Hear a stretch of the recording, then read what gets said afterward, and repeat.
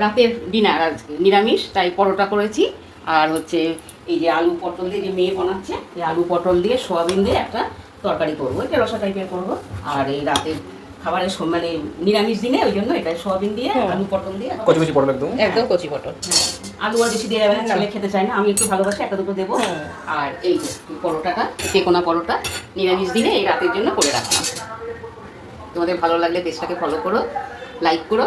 আর কি Ayan অমৃতার blog YouTube থেকে দেখলে সাবস্ক্রাইবার হয়েও, আর ফেসবুক থেকে দেখলে ফলো করো।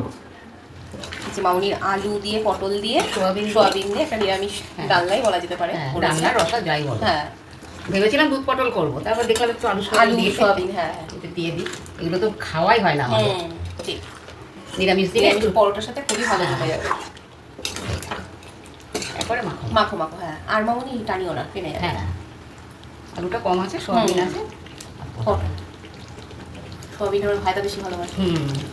পরোটা তরকারি সবই হয়ে গেল, আর মামনি শেষে একটু মিষ্টি বানাচ্ছে, মানে সিমই বানাচ্ছে। তোমার বায়না? হ্যাঁ, আমার বাইলাই।